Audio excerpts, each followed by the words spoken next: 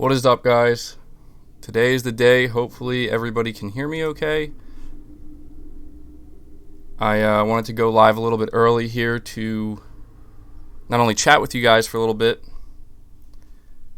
but test out the audio levels, make sure everything is good to go. So just let me know if you can hear me all right. I have this older Mark Cerny video that I wanted to play just to make sure everything is good to go. Let me angle myself better here as well. I'm late. I think I'm early. Alright, so I'm going to play this video in the background and talk over it a little bit just to make sure everything is in line here. Let me know how well or not well you guys can hear it versus hearing me. It's got the diversity of games that I love. I think that's really central to the PlayStation DNA. I mean, just in the past few months, I've been able to play The Witness, which is indie, Doom and Shadow of the Beast, which are a sort of remake, and AAA blockbuster games like Uncharted 4. So the hardware question becomes, how do we keep all of that So how's it sound, guys? Does it sound good on your end? Hence the sort of mid-cycle refresh that PS4 Pro represents. Yes, exactly. Junior Jackson is super hyped for today. The PlayStation community is the best in the world. You know, let me read that without that in the background, because it's a pretty substantial super chat, buddy. First of all, thank you for that. Really appreciate it. He said, super hyped for today. The PlayStation community is the best in the world. I have to agree with that, dude. I have to agree with that. I think that's why I'm just so excited for this. But, yeah. I think we're going to be in for some surprises today. I really appreciate that super chat, buddy. You've been a big supporter here on the channel for quite some time, so I appreciate that. But you guys are saying the volume is good. So if I keep it at this, because there's a certain cadence. Can you guys hear me? I mean, I don't know how much talking I'm going to be doing over, you know, Mark Cerny talking about the PS5. But that's great because it allows them to create entirely new types of games. But at the same time, there's a certain cost associated with that. PlayStation 4 Pro. Somebody says turn down my mic level. Mid-generation means that turn it up a bit. Okay, I mean I might have to turn my mic level down just a little bit. And to do so without the kind of disruption that moving to a new console generation would entail. You mentioned all right, how's the this PS4 now? Is this better? To a new level. So tell me a little bit better more for about everybody? What you mean by that. So for game content, the new console is targeted. I can lower it a little bit more if I need to. Higher fidelity graphics and smoother frames. Excuse me. These are great areas for us to focus on because they don't alter the fundamental gameplay. Good. The creator's vision is just turn represented Cerny in volume up. fashion. What is the development community saying about PS4 Pro so far? Support's been great. Keep in mind, this is not really Mark Cerny talking about the PS5 right now. This is an old PS4 Pro video. I'm just testing out the levels because I want to make sure everybody hears it okay. Developers to support 4K with higher resolution graphics and the like. And also HD TVs through higher better, sounds good. Is there a sort of risk little associated lower. I mean, with designing a console? I'm trying to look at the yeah, I'm gonna have to put mine just a little bit lower to match it because I can see here. I can see here. How about this? Is this better? This should be a little bit better. Definitely arrived. I believe that something like a third of the TV sets sold this year. How's it now? 4K TVs. HDR is definitely a bit further out there in terms of adoption, but it's great having the console out now because it means that the game experiences will be ready and waiting as HDR I think we'll keep it here. Increases. Having said that, you don't need. I mean, because there might be times where I get a little bit louder, obviously, due to the excitement. Game experience is enhanced in any number of ways with an ordinary HD TV. And I should also say that all of this strategically dovetails very nicely with our initiative into VR. We're anticipating I see that the people games saying will be much crisper and have more detail to the graphics. Put it up. So Mark, how do you see you don't hear the much PS4 change? Pro and the standard PS4 fitting Fine, together? don't change. We're working very hard to ensure that PS4 remains. I think I'll have to check myself here. Community. Some, the games are played. Say that all of this strategically dovetails very nicely with our initiative into VR.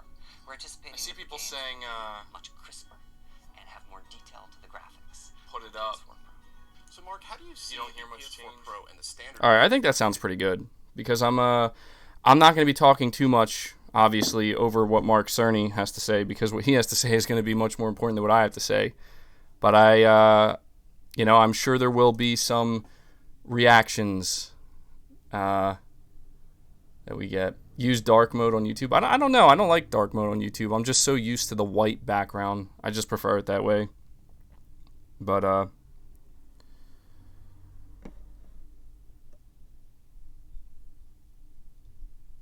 alright. Let's, switch over here, where there are over 139,000 people waiting, which is insane. Just look at that chat. I'm gonna put my chat over that.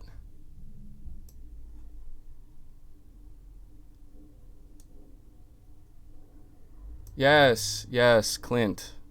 Mark will be live. Relax. Nick Malloy.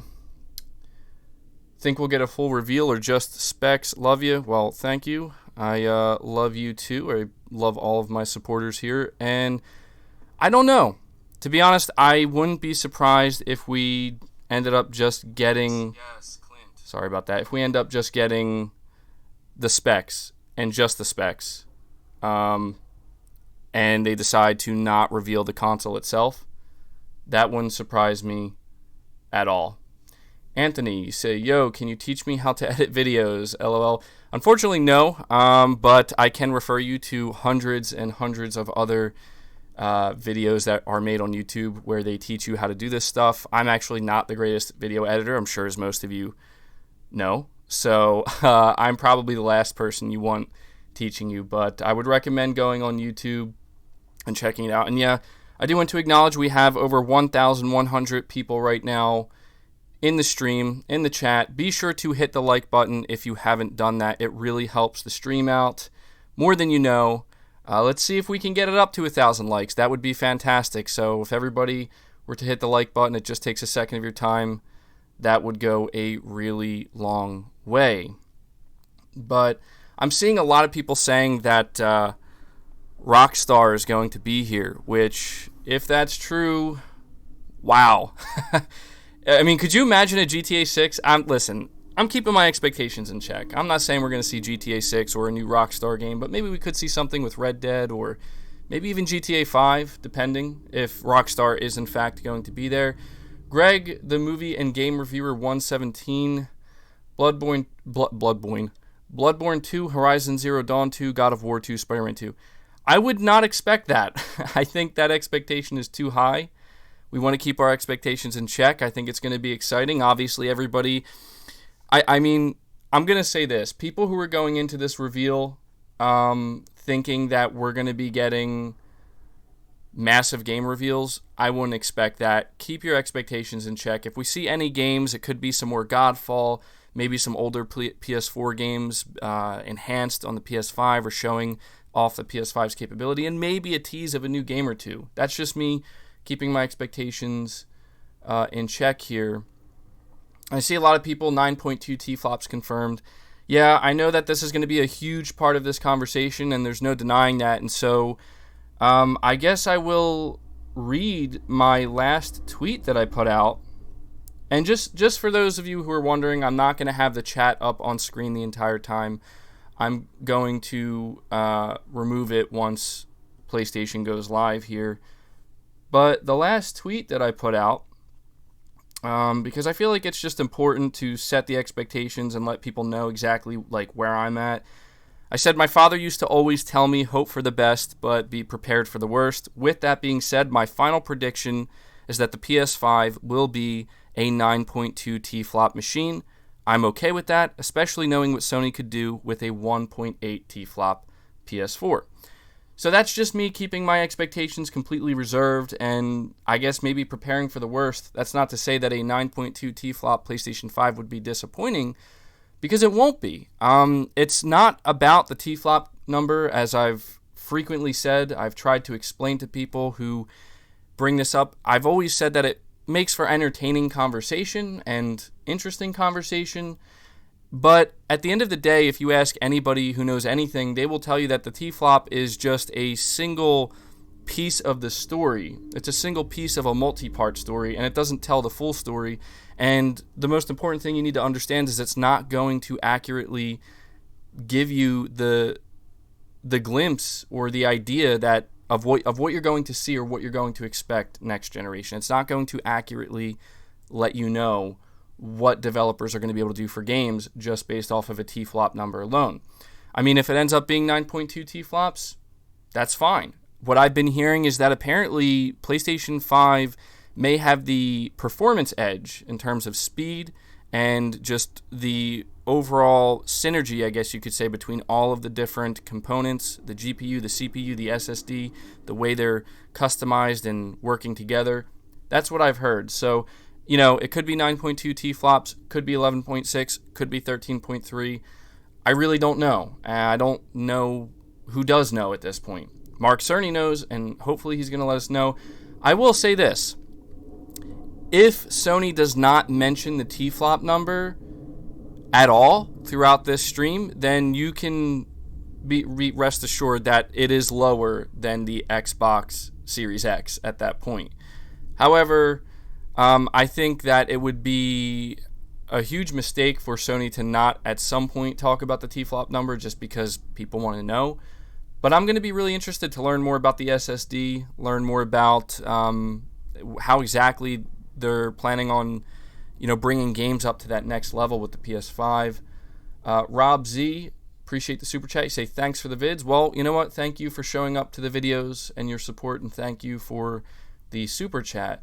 Josh, appreciate the super chat as well. You say, I would like to get some info on the new UI features. Yes, I agree. That would also be a really good thing for Sony to reveal and announce at this time. But I don't know. I'm not expecting it to be like, this isn't going to be like, at least from what I'm expecting, this isn't going to be like a thing where Sony's going to go on stage and they're going to just like have massive reveal after massive reveal. That's not what this is. It's going to be probably a one-on-one with Mark Cerny. It's going to be calm. It's going to be relaxing, and he's just going to thoroughly explain on a technical level everything he did to create the PlayStation 5 and what it's going to do for games. At the very most, I am expecting to see maybe a few demonstrations, and, you know, maybe there will be some surprises. I mean, Sony, as you can see here, they have over 257,000 people watching, so all eyes are on PlayStation right now. All eyes are on Mark Cerny, and I guess I'll say I hope they deliver. Let me see here. Super chat from Dexter86. Really appreciate that, buddy. You say, keep up the great work, and you know what? I will. I'm trying my best out here. I'm extremely excited. I'm very passionate about gaming and PlayStation, obviously, and I think we're going to see today just how passionate the PlayStation fan base is, and I really appreciate that super chat, buddy. It means a lot. And before we start this, we have 1,400 people watching right now, which is insane. If you haven't, once again, be sure to hit the like button. That will really help the stream out. It's the easiest way for you to help this stream out. We have 1.5 watching now, which is awesome. So, yeah, at this point, I'm going to remove this chat here so you guys don't have to see that. And whenever they go live here, I will make it full screen. And hopefully the audio levels will be in sync. Again, I will try my best not to talk over Mark Cerny and just let him do his thing. But I can't promise there won't be any reactions depending on some of the things we learn. So, it says here, premieres in 60 seconds. Hopefully I don't have to refresh it. Hopefully it'll just start. That's my greatest fear right now. Telling me to blow it up. It's not letting me at the moment. I plan to make it full screen as soon as I can. It says premiere will begin shortly. Alright guys, here we go. This is it. I don't know what to expect. It's going to be really hard not to talk because I just, Let's go. 50,000 likes on there. Oh my God, almost 350,000 people watching. Come on, Sony. The world is watching. I really hope this isn't a situation where it starts and I have to refresh it to watch it. Let's refresh. All right. I don't want to keep hitting refresh just because like sometimes that can actually like cause more problems. I think it'll just start. I can tell by the chat it still hasn't started yet. I mean, maybe they're going to wait a few minutes just to let it peak. Oh, okay.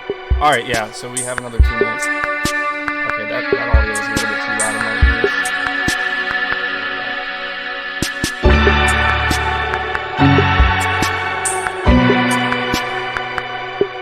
All right, well, we can use this music right now to determine how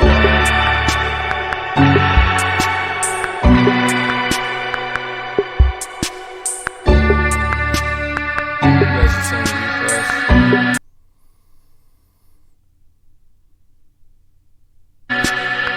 I'm at 120.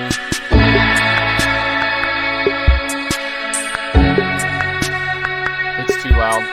Okay. See, I'm just afraid.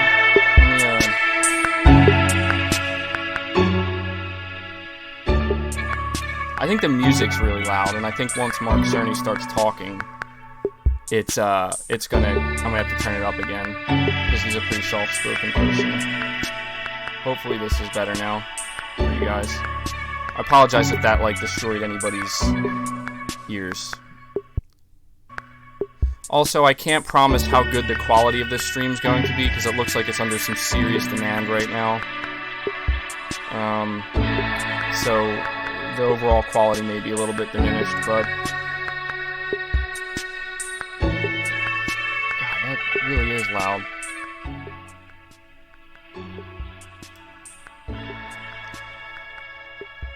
Hopefully that's better.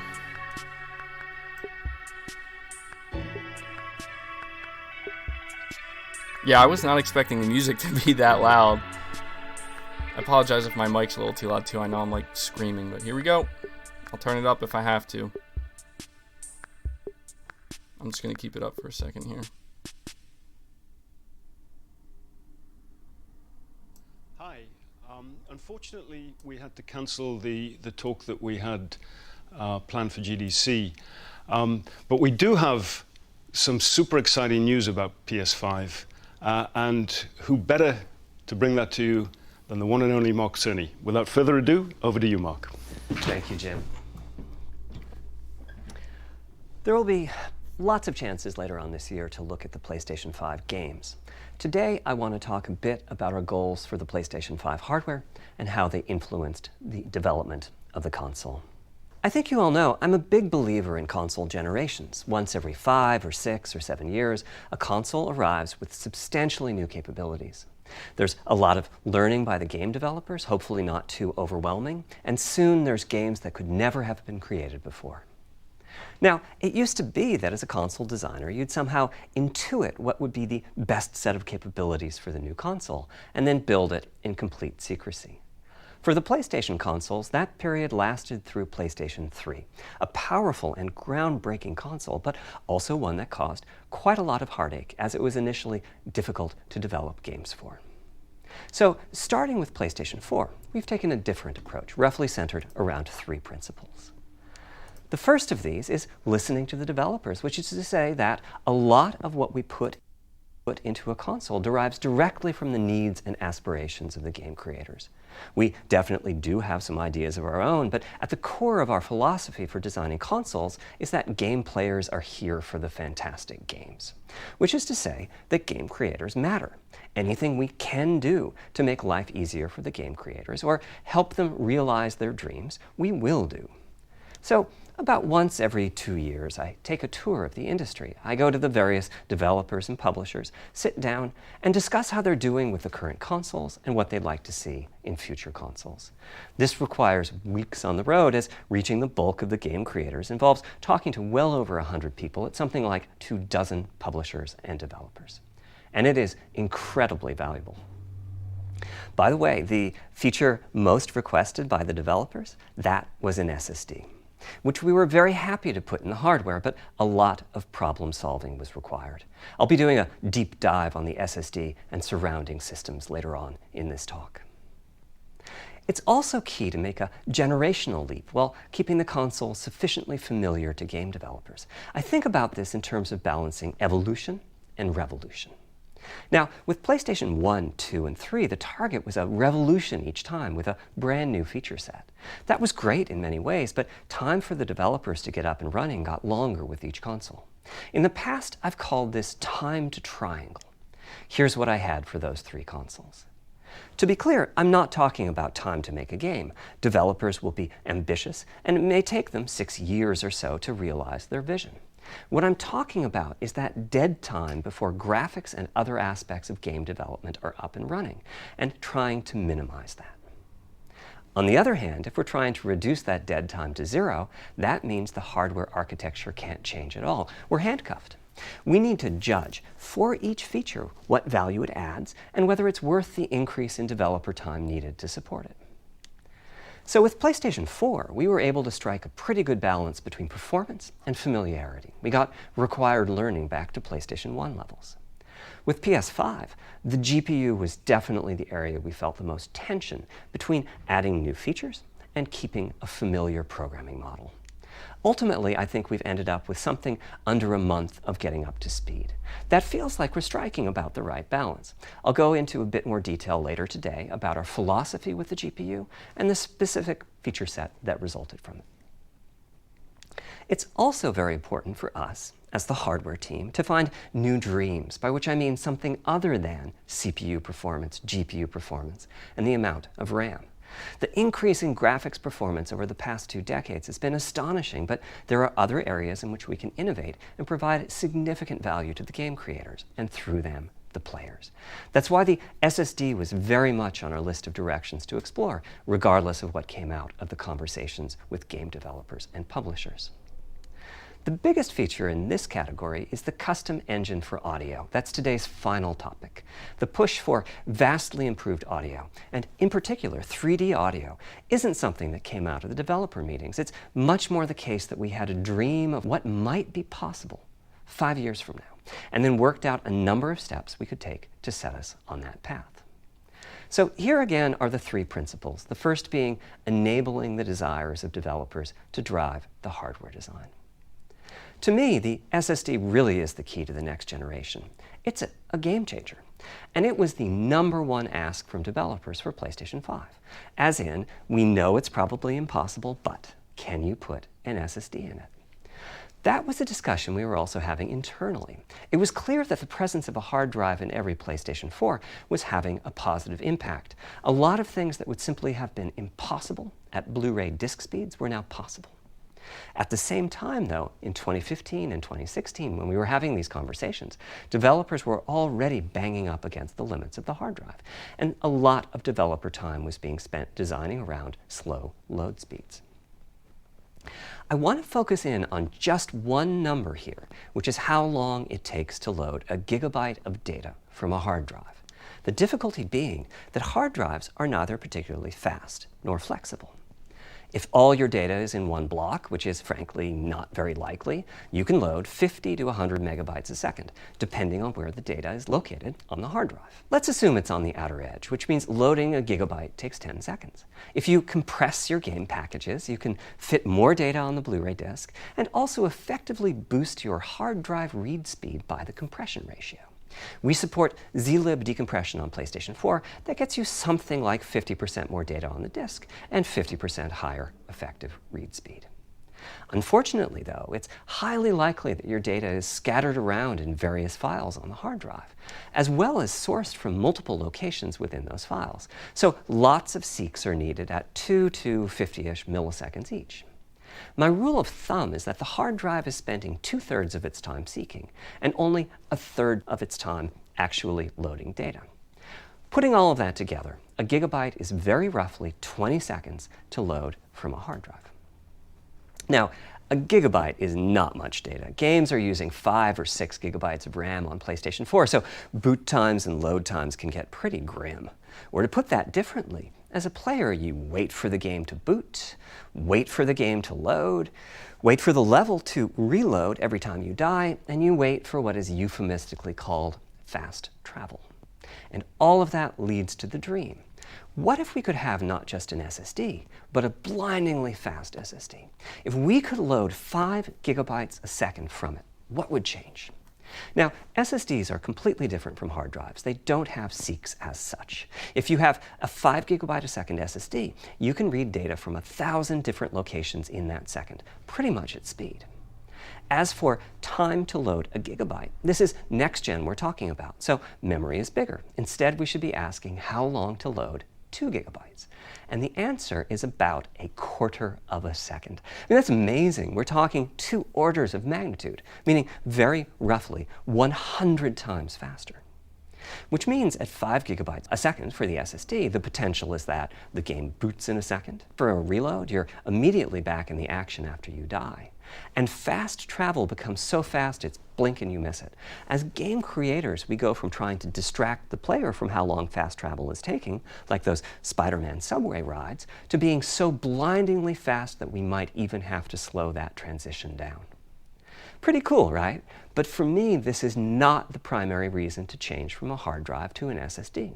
The primary reason for an ultra-fast SSD is that it gives the game designer freedom. Or to put that differently, with a hard drive, the 20 seconds that it takes to load a gigabyte can sabotage the game that the developer is trying to create. I think almost all of us in the room have experienced this, maybe in different ways. Say we're making an adventure game and we have 2 rich environments where we each want enough textures and models to fill memory. Which you can do as long as you have a long staircase or elevator ride or a windy corridor where you can ditch the old assets and then take 30 seconds or so to load the new assets. Having a 30-second elevator ride is a little extreme. More realistically, we'd probably chop the world into a number of smaller pieces and then do some calculations with sight lines and run speeds like we did for Haven City when we were making Jak 2. The game is 20 years old, but not much has changed since then.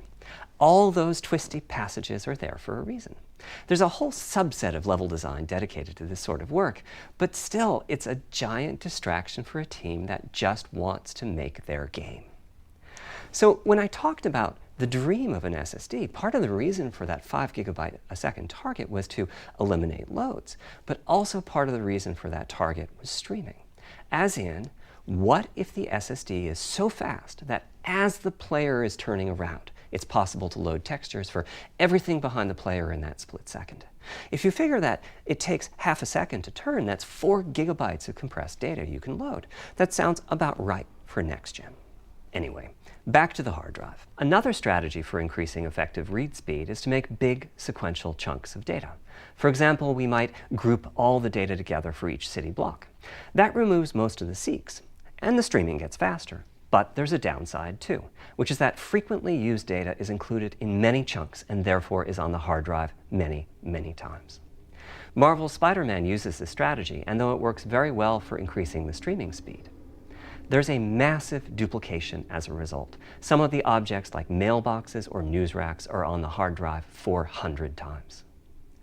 What I'm describing here are things that cramp a creative director's style. Either level design gets a little bit boring in places, or the data is duplicated so many times that it no longer fits on the Blu-ray disc. And you end up with hard limits on the player's run speed or driving speed. The player can't go faster than the load speed from the hard drive. And finally, I'm sure many of you have noticed that after a patch download, the PlayStation 4 will sometimes take a long time to install the patch. That's because when just part of a file has been changed, the new data can be downloaded pretty quickly. But before the game boots up, a brand new file has to be constructed that includes the changed portion. Otherwise, every change would add a seek or 2. Even so, you can occasionally see this happening on game titles. They start to hitch once they get patched enough. With an SSD, though, no seeks, so no need to make brand new files with the changes incorporated into them, which means no installs as you know them today. There's yet one more benefit, which is that system memory can be used much more efficiently. On PlayStation 4, game data on the hard drive feels very distant and difficult to use. By the time you realize you need a piece of data, it's much too late to go out and load it. So system memory has to contain all of the data that could be used in the next 30 seconds or so of gameplay. That means a lot of the 8 gigabytes of system memory is idle. It's just waiting there to be potentially used. On PlayStation 5, though, the SSD is very close to being like more RAM. Typically, it's fast enough that when you realize you need a piece of data, you can just load it from the SSD and use it. There's no need to have lots of data parked in system memory waiting to potentially be used. A different way of saying that is that most of RAM is working on the game's behalf. This is one of the reasons that 16 gigabytes of GDDR6 feels right for PlayStation 5. The presence of the SSD reduces the need for a massive intergenerational increase in size. So back to the dream of the SSD. Here's the set of targets. Boot the game in a second, no load screens, design freedom, meaning no twisty passages or long corridors, more game on the disk and more game on the SSD, and finally, those patch installs go away. The reality, though, is that the SSD is just one piece of the puzzle. There's a lot of places where bottlenecks can occur in between the SSD and the game code that uses the data. You can see this on PlayStation 4. If I use an SSD with 10 times the speed of a standard hard drive, I probably see only double the loading speed, if that. For PlayStation 5, our goal was not just that the SSD itself be 100 times faster. It was that game loads and streaming would be 100 times faster. So every single potential bottleneck needed to be addressed. And there are a lot of them. Let's look at check-in and what happens when its overhead gets 100 times larger. Conceptually, check-in is a pretty simple process. Data is loaded into system memory from the hard drive or SSD. It's examined, a few values are tweaked to check it in, and then it's moved to its final location. At the SSD speeds we're talking about, that last part, moving the data, meaning copying it from one location to another, takes roughly an entire next-gen CPU core. And that's just the tip of the iceberg. If all the overheads get 100 times larger, that will cripple the frame rate as soon as the player moves, and that massive stream of data starts coming off the SSD. So to solve all of that, we built a lot of custom hardware, namely a custom flash controller and a number of custom units in our main chip. The flash controller in the SSD was designed for smooth and bottleneck-free operation, but also with games in mind. For example, there are 6 levels of priority when reading from the SSD. Priority is very important. You can imagine the player heading into some new location in the world and the game requesting a few gigabytes of textures. And while those textures are being loaded, an enemy is shot and has to speak a few dying words. Having multiple priority levels lets the audio for those dying words get loaded immediately.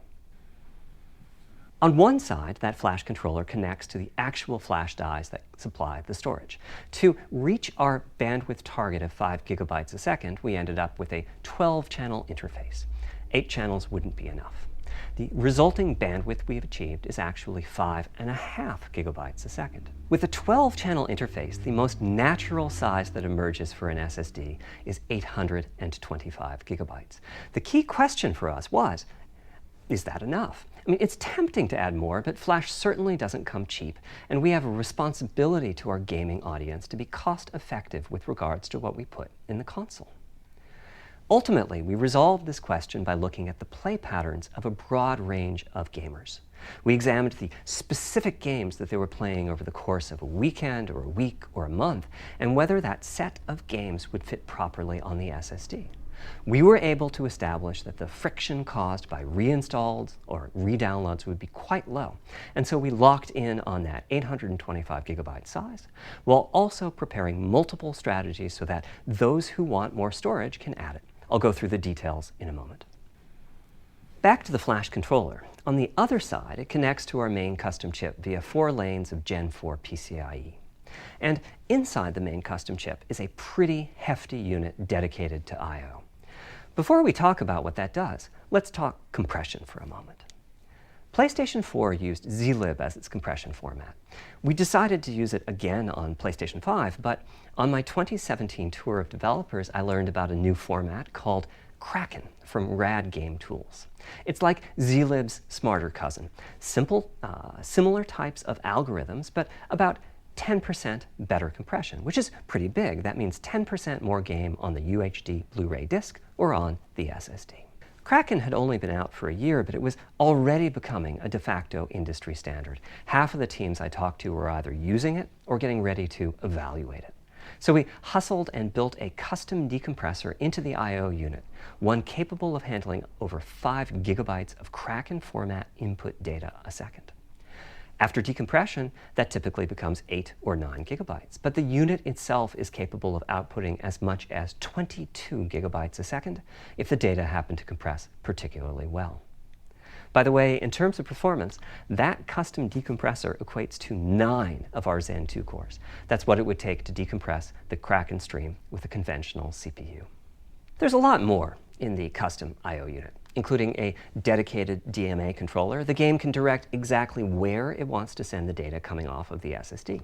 This equates to another Zen 2 core or two in terms of its copy performance. Its primary purpose is to remove check-in as a bottleneck. There's 2 dedicated I/O coprocessors and a large RAM pool. These aren't Zen 2 cores. They're there principally to direct the variety of custom hardware around them. One of the coprocessors is dedicated to SSD I/O. This lets us bypass traditional file I/O and its bottlenecks when reading from the SSD. The other is responsible for memory mapping, which I know doesn't sound like anything related to the SSD, but a lot of developers map and remap memory as part of file I/O, and this too can become a bottleneck. There are coherency engines to assist the coprocessors. Coherency comes up a lot in places. Probably the biggest coherency issue is stale data in the GPU caches. Flushing all of the GPU caches whenever the SSD is read is an unattractive option. It could really hurt the GPU performance. So we've implemented a gentler way of doing things, where the coherency engines inform the GPU of the overwritten address ranges, and custom scrubbers in several dozen GPU caches do pinpoint evictions of just those address ranges. The best thing is, as a game developer, when you read from the SSD, you don't need to know any of this. You don't even need to know that your data is compressed. You just indicate what data you'd like to read from your original uncompressed file and where you'd like to put it, and the whole process of loading it happens invisibly to you and at very high speed. Back to the dream. Thanks to all of that surrounding hardware, our 5.5 gigabytes a second really should translate into something like 100 times faster I/O than PS4 and allow the dream of no load screens and super fast streaming to become a reality. Having said that, expandability of our SSD is going to be quite important. Flash is costly, and you may very well want to add storage to whatever we put in the console. Now, the kind of storage you need depends on how you're going to use it. If you have an extensive PlayStation 4 library and you'd like to take advantage of backwards compatibility to play those games on PlayStation 5, then a large external hard drive is ideal. You can leave your games on the hard drive and play them directly from there, thus saving the pricier SSD storage for your PlayStation 5 titles, or you can copy your active PlayStation 4 titles to the SSD. If your purpose in adding more storage is to play PlayStation 5 titles, though, ideally you would add to your SSD storage. We will be supporting certain M2 SSDs. These are internal drives that you can get on the open market and install in a bay in the PlayStation 5. As for which ones we support and when, I'll get to that in a moment. They connect through the custom I/O unit just like our SSD does, so they can take full advantage of the decompression, I/O coprocessors, and all the other features I was talking about. Here's the catch, though. That commercial drive has to be at least as fast as ours. Games that rely on the speed of our SSD need to work flawlessly with any M2 drive. When I gave the Wired interview last year, I said that the PlayStation 5 SSD was faster than anything available on PC. At the time, commercial M2 drives used PCIe 3.0, and 4 lanes of that cap out at 3.5 gigabytes a second. In other words, no PCIe 3.0 drive can hit the required spec. M2 drives with PCIe 4.0 are now out in the market. We're getting samples and seeing 4 or 5 gigabytes a second from them. By year's end, I expect there will be drives that saturate 4.0 and support 7 gigabytes a second. Having said that, we are comparing apples and oranges, though, because that commercial M2 drive will have its own architecture, its own flash controller, and so on.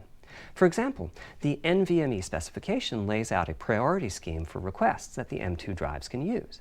And that scheme is pretty nice, but it only has 2 true priority levels. Our drive supports 6. We can hook up a drive with only 2 priority levels, definitely, but our custom I/O unit has to arbitrate the extra priorities rather than the M2 drive's flash controller, and so the M2 drive needs a little extra speed to take care of issues arising from the different approach. That commercial drive also needs to physically fit inside of the bay we created in PlayStation 5 for M2 drives. Unlike internal hard drives, there's unfortunately no standard for the height of an M2 drive, and some M2 drives have giant heat sinks. In fact, some of them even have their own fans. Right now, we're getting M2 drive samples and benchmarking them in various ways. When games hit beta as they get ready for the PlayStation 5 launch at year-end, we'll also be doing some compatibility testing to make sure that the architecture of particular M2 drives isn't too foreign for the games to handle. Once we've done that compatibility testing, we should be able to start letting you know which drives will physically fit and which drive samples have benchmarked appropriately high in our testing. It would be great if that happened by launch, but it's likely to be a bit past it, so please hold off on getting that M2 drive until you hear from us. Okay, back to our principles. Balancing evolution and revolution is the second of them. This was definitely a recurring theme with the GPU. We need new GPU features and capabilities. If we only have more performance, it's not really a new generation of console. Of course, many of these capabilities result in more performance. That's part of why a PlayStation 5 teraflop is more powerful than a PlayStation 4 teraflop. But we aren't just looking for the performance. We also need the ability to do something with the GPU that could not have been done before. And we need higher performance per watt. Every time we double the performance of some GPU component, we don't want to find out we've doubled the power consumed and the heat produced. But at the same time, we have to make sure the GPU can run PS4 games, and we have to ensure that the architecture is easy for the developers to adopt. Now, backwards compatibility was handled masterfully by AMD. They treated it as a key need throughout the design process. As our solution to adding new features without blindsiding developers, we made sure that if there were new significant features, it would be optional to use them. The GPU supports ray tracing, but you don't have to use ray tracing to make your game. The GPU supports primitive shaders, but you can release your first game on PlayStation 5 without making any use of them. Before I get into the capabilities of the GPU, I'd like to make clear 2 points that can be quite confusing. First, we have a custom AMD GPU based on their RDNA 2 technology. What does that mean? AMD is continuously improving and revising their tech. For RDNA 2, their goals were, roughly speaking, to reduce power consumption by re-architecting the GPU to put data close to where it's needed, to optimize the GPU for performance, and to add a new, more advanced feature set. But that feature set is malleable, which is to say that we have our own needs for PlayStation, and that can factor into what the AMD roadmap becomes. So collaboration is born. If we bring concepts to AMD that are felt to be widely useful, then they can be adopted into RDNA 2 and used broadly, including in PC GPUs. If the ideas are sufficiently specific to what we're trying to accomplish, like the GPU cache scrubbers I was talking about, then they end up being just for us. If you see a similar discrete GPU available as a PC card at roughly the same time as we release our console, that means our collaboration with AMD succeeded in producing technology useful in both worlds. It doesn't mean that we as Sony simply incorporated the PC part into our console. This continuous improvement in AMD technology means it's dangerous to rely on teraflops as an absolute indicator of performance, and CU count should be avoided as well. In the case of CPUs, we all understand this. The PlayStation 4 and PlayStation 5 each have 8 CPUs, but we never think that meant the capabilities and performance are equal. It's the same for CUs. For one thing, they've been getting much larger over time. Adding new features means adding lots of transistors. In fact, the transistor count for a PlayStation 5 CU is 62% larger than the transistor count for a PlayStation 4 CU. Second, the PlayStation 5 GPU is backwards compatible with PlayStation 4. What does that mean? One way you can achieve backwards compatibility is to put the previous console's chipset in the new console, like we did with some PlayStation 3s. But that's, of course, extremely expensive. Is this it? A better way is to incorporate any differences in the previous console's logic into the new console's custom chips. meaning that even as the technology evolves, the logic and feature set that PlayStation 4 and PlayStation 4 Pro titles rely on is still available in backwards compatibility modes. One advantage of this strategy is that once backwards compatibility is in the console, it's in. It's not as if a cost down will remove backwards compatibility like it did on PlayStation 3. Achieving this unification of functionality took years of efforts by AMD, as any roadmap advancement creates a potential divergence in logic. Running PS4 and PS4 titles at boosted frequencies has also added complexity. The boost is truly massive this time around, and some game code just can't handle it. Testing has to be done on a title-by-title basis. Results are excellent, though. We recently took a look at the top 100 PlayStation 4 titles as ranked by playtime, and we're expecting almost all of them to be playable at launch on PlayStation 5.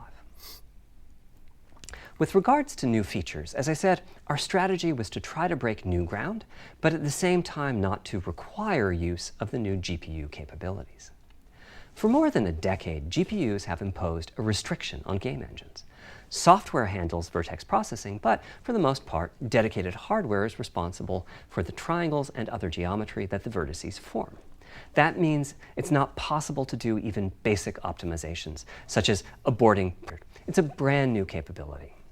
Using primitive shaders on PlayStation 5 will allow for a broad variety of techniques, including smoothly varying level of detail, addition of procedural detail to close-up objects, and improvements to particle effects and other visual special effects.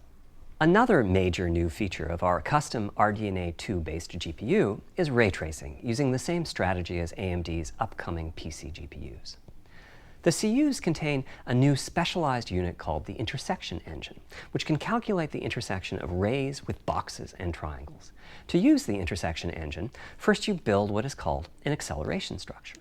It's data in RAM that contains all of your geometry. There's a specific set of formats you can use. They're variations on the same BVH concept. Then, in your shader program, you use a new instruction that asks the intersection engine to check a ray against the BVH. While the intersection engine is processing the requested ray triangle or ray box intersections, the shaders are free to do other work.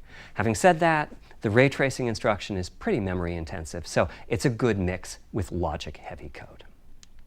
There's of course no need to use ray tracing. PS4 graphics engines will run just fine on PlayStation 5, but it presents an opportunity for those interested.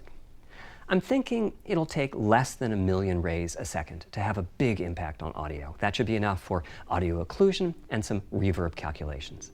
With a bit more of the GPU invested in ray tracing, it should be possible to do some very nice global illumination. Having said that, adding ray-traced shadows and reflections to a traditional graphics engine could easily take hundreds of millions of rays a second, and full ray tracing could take billions. How far can we go? I'm starting to get quite bullish. I've already seen a PlayStation 5 title that's successfully using ray tracing-based reflections in complex animated scenes with only modest costs.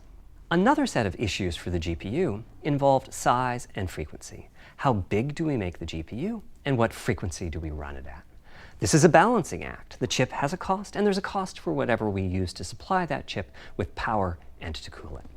In general, I like running the GPU at higher frequency. Let me show you why. Here's 2 possible configurations for a GPU roughly of the level of the PlayStation 4 Pro. This is a thought experiment. Don't take these configurations too seriously. If you just calculate teraflops, you get the same number. But actually, the performance is noticeably different because teraflops is defined as the computational capability of the vector ALU. That's just one part of the GPU. There are a lot of other units. And those other units all run faster when the GPU frequency is higher. At 33% higher frequency, rasterization goes 33% faster. Processing the command buffer goes that much faster. The L2 and other caches have that much higher bandwidth, and so on. About the only downside is that system memory is 33% further away in terms of cycles. But the large number of benefits more than counterbalance that. As a friend of mine says, a rising tide lifts all boats. Also, it's easier to fully use 36 CUs in parallel than it is to fully use 48 CUs. When triangles are small, it's much harder to fill all those CUs with useful work. So there's a lot to be said for faster, assuming you can handle the resulting power and heat issues, which frankly, we haven't always done the best job at.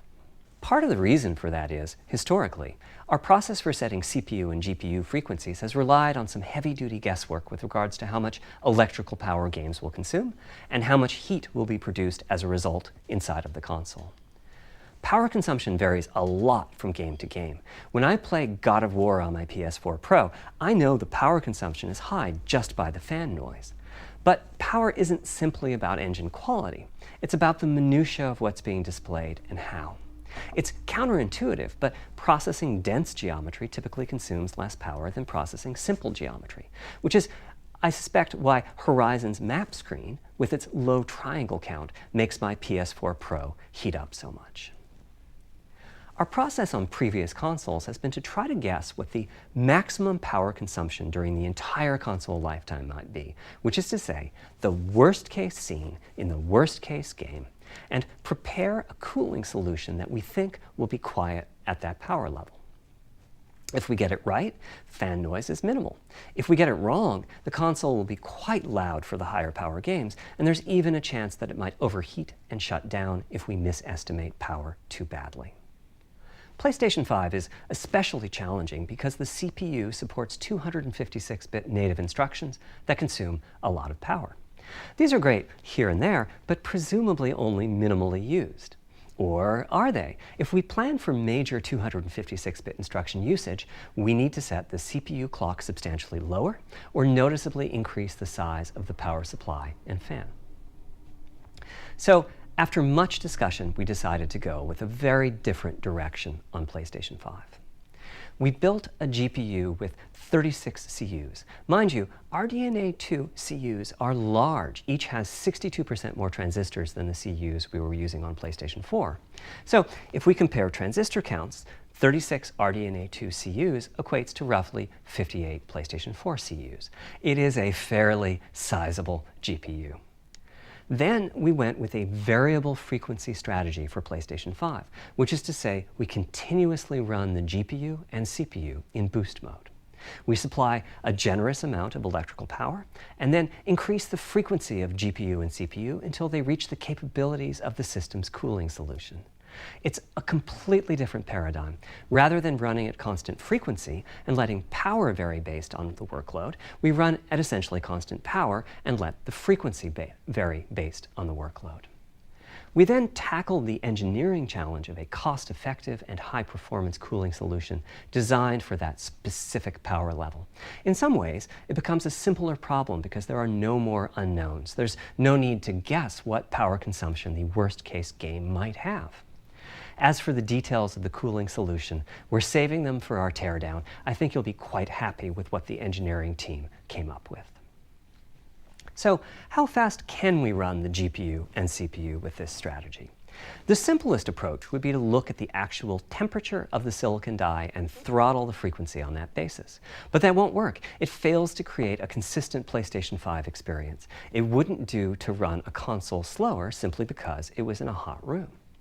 So rather than look at the actual temperature of the silicon die, we look at the activities that the GPU and CPU are performing and set the frequencies on that basis, which makes everything deterministic and repeatable.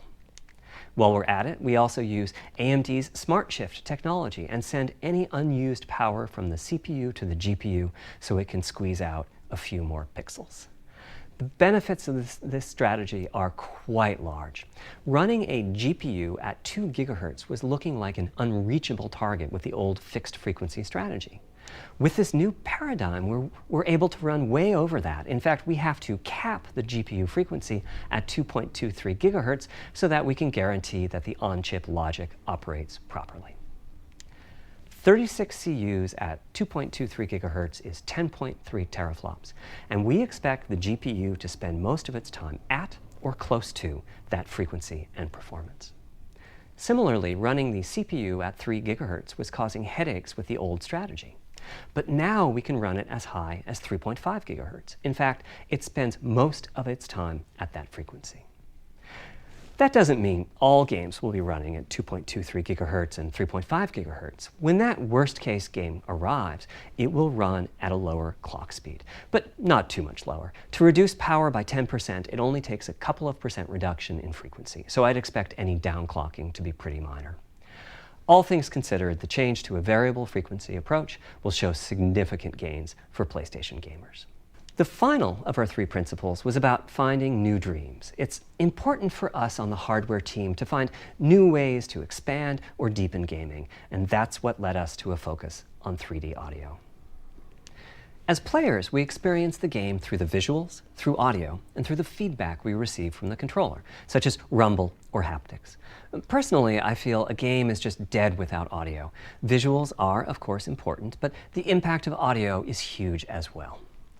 At the same time, the audio team on a game project has to do a lot with a little. For example, on PlayStation 4, there's fierce competition for the Jaguar CPU cores. Audio typically ends up getting just a fraction of a core. That's not much of a computational resource, particularly when you consider that the visuals run at 30 or 60 frames a second, but audio processing needs to happen at almost 200 times a second. So it's been tough going making forward progress on audio with PlayStation 4, particularly when PlayStation 3 was such a beast when it came to audio. The SPUs in Cell were almost a perfect device for audio rendering. Simple pipelined algorithms could really take advantage of asynchronous DMA and frequently reached 100% utilization of the floating point unit. There's unfortunately nothing comparable on PlayStation 4.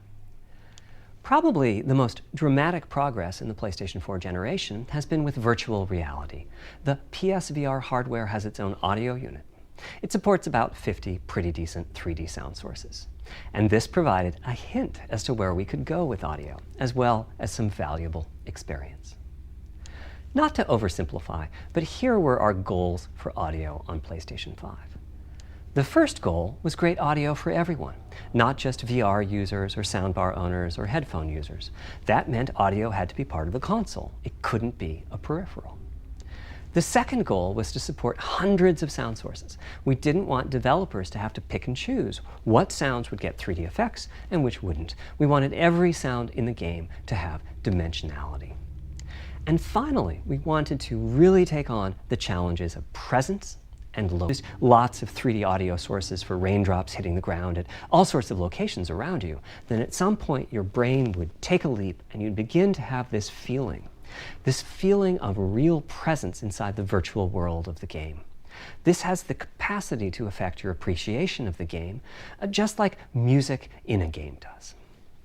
The concept of locality is simpler. It's just your sense of where the audio is coming from, to the right of you, behind you, above you. This can immerse you further in the game, and it can also directly enhance the gameplay. To use Dead Space as an example, I know, old school, you're fighting enemies in fairly dark, spooky locations.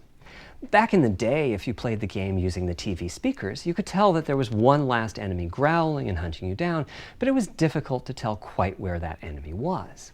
With headphones, you could tell that the enemy was somewhere on the right, which lets you deduce, if you couldn't see it, that it must be somewhere behind and to your right.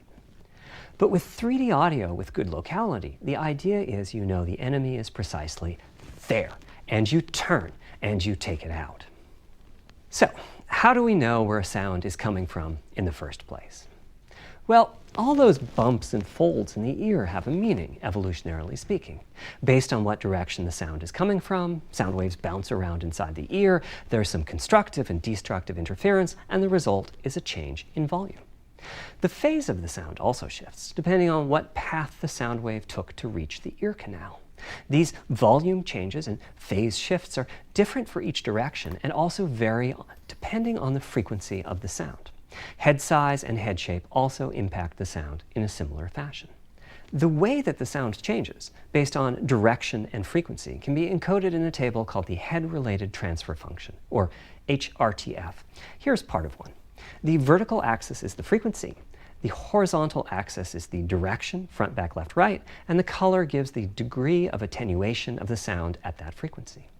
The HRTF is as unique to an individual as a fingerprint is. In fact, you're looking at mine right now.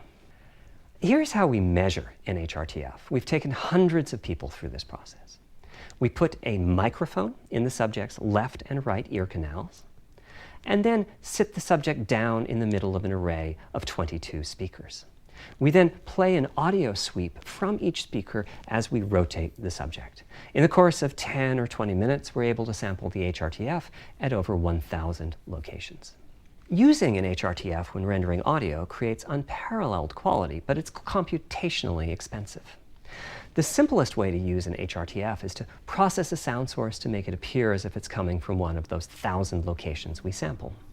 Unfortunately, the processing has to be done in frequency domain rather than time domain, so there's multiple fast Fourier transforms needed for every sound source for every audio tick. That's a lot of multiplies. This computational complexity was the determining factor for our strategy. It meant we had to bite the bullet and design and build a custom hardware unit for 3D audio. Collectively, we're referring to the hardware unit and the proprietary algorithms we run on it as Tempest 3D Audio Tech. The meaning of 3D audio and technology should be pretty obvious here. As for Tempest, I feel it really reflects our goals with audio. It suggests a certain intensity of experience and also hints at your presence within it. We're calling the hardware unit that we built the Tempest engine.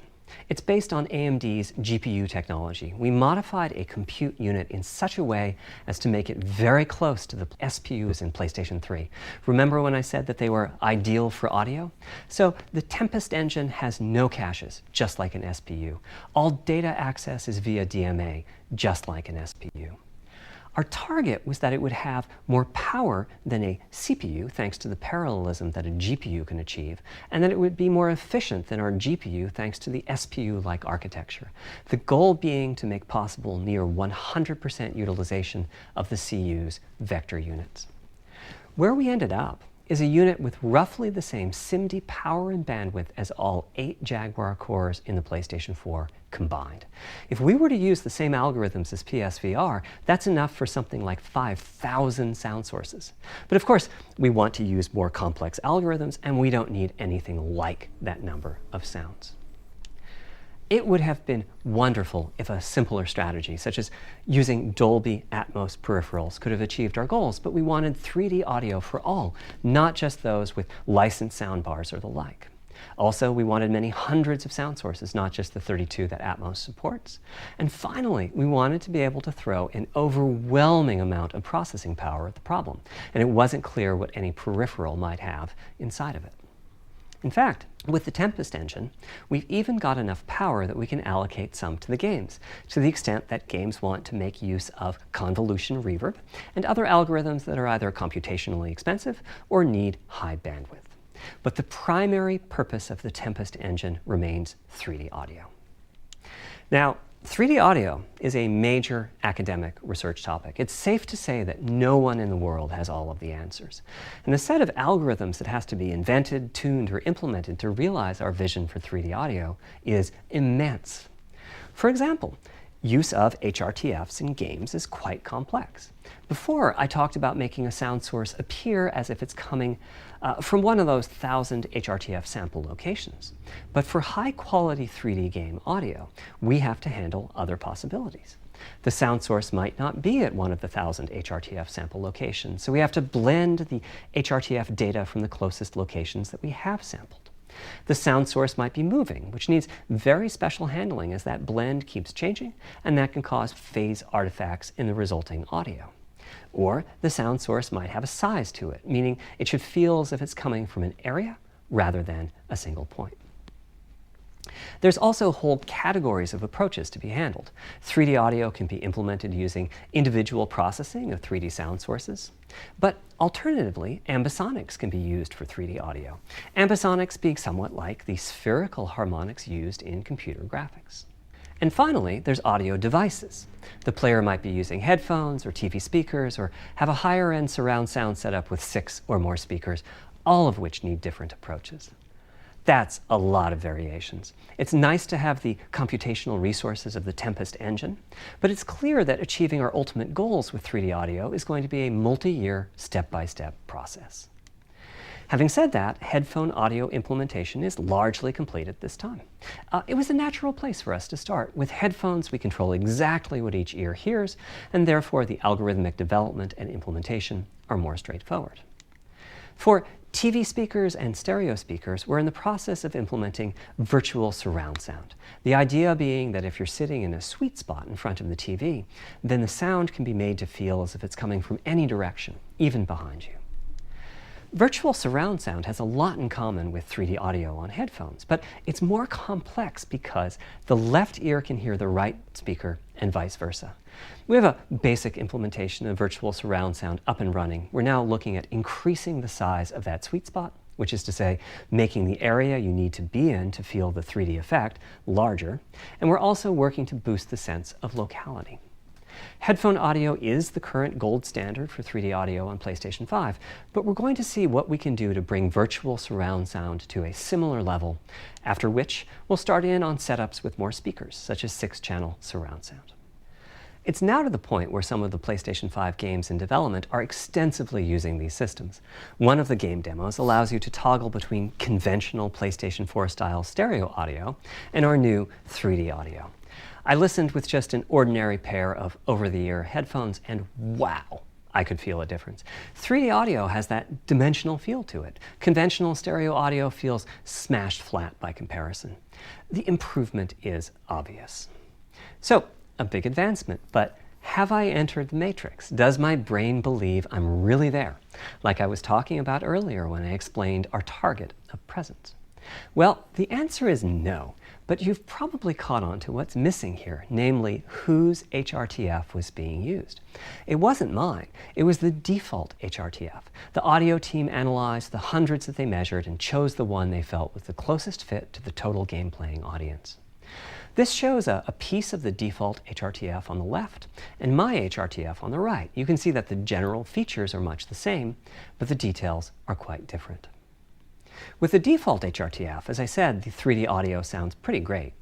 When I use my HRTF, though, the audio reaches a higher level of realism, which is to say that when using headphones and my HRTF, I occasionally get fooled and even think a sound is coming from the real world when it's actually coming from the game. A corollary to this is that there are a few people whose HRTFs are sufficiently far from the default HRTF, that's the red dot here, that they can toggle between PS4 style and PS5 style audio and not sense much difference. I've had a few people describe the PlayStation 5's 3D audio as sounding like a bit better stereo audio. Presumably they're the ones at the very edges of this diagram. Which means what HRTF you're using is key. I'd like everyone to be able to experience what I'm experiencing, but obviously it's not possible to measure the HRTF of every PlayStation user.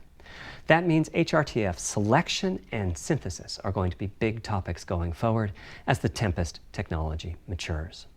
At PlayStation 5 launch, we'll be offering a choice of 5 HRTFs. There's a simple test where you pick the one that gives you the best locality. That's just the first step, though. This is an open-ended research topic. Maybe you'll be sending us a photo of your ear, and we'll choose a neural network to pick the closest HRTF in our library. Maybe you'll be sending us a video of your ears and your head, and we'll make a 3D model of them and synthesize the HRTF.